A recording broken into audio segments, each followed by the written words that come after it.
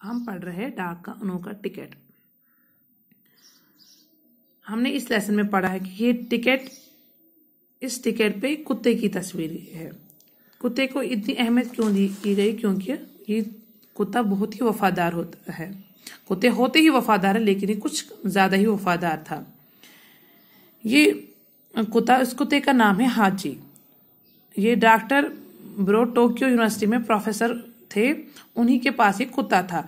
लेकिन जब ये डॉक्टर साहब ड्यूटी जाते थे तो इनके साथ रोज स्टेशन जाता था और उन्हीं के साथ फिर वापस आता था स्टेशन से।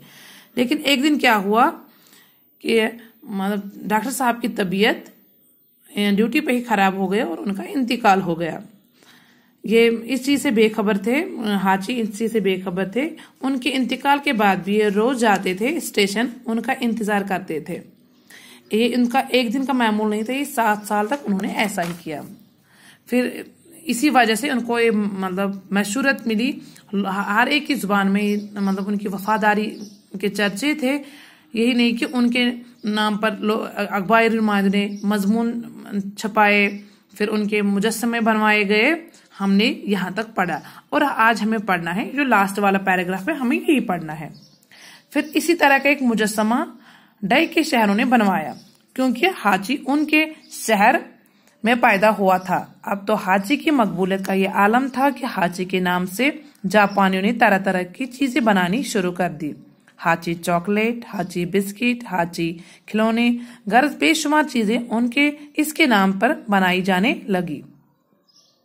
बोलते हैं कि हाची इतना मशहूर हो गया कि उनके मुजस्समे बनवाए गए।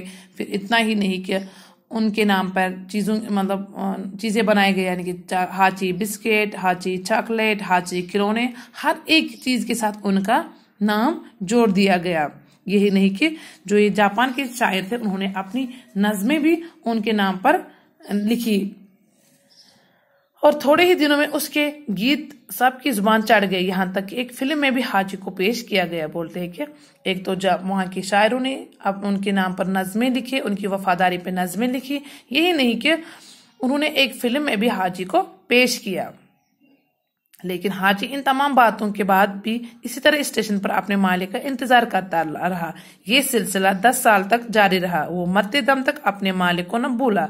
1935 ईस्वी में हाची मर गया, लेकिन जापानी के गीतों और नज़मों में हाची अब तक जिंदा है। क्या है? बोलते हैं कि हाची को इस चीज का इल्म ही नहीं था कि मैं इतना मशहूर हो चुका हूं कि लोग मुझे इतनी इंपॉर्टेंस दे रहे थे। इस चीज से वो बेखबर थे। बेखबरी के आलम में वो रोज स्टेशन जाते थे और मालिक का इंतजार करते थे।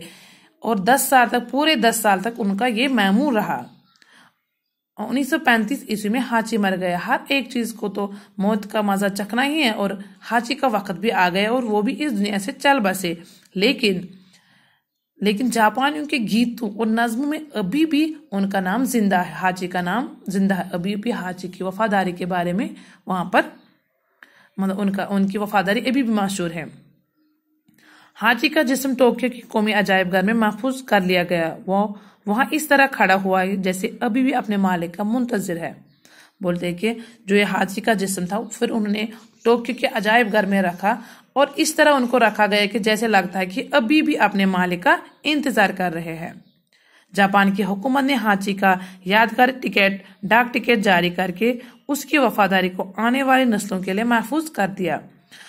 बोलते हैं कि जापान की हुकूमत ने हाची के नाम ये डाक टिकट इसलिए जारी किए गए ताकि ये जो आने वाली नस्लें हैं वो भी वफादारी के बारे में कुछ सीखे। उन्होंने इसीलिए उनके नाम पर ये डाक टिकट जारी किए गए। और इसी के साथ हमारी ये जो लेसन है डाक का अनोखा टिकट, ये इख्तिताम हुई।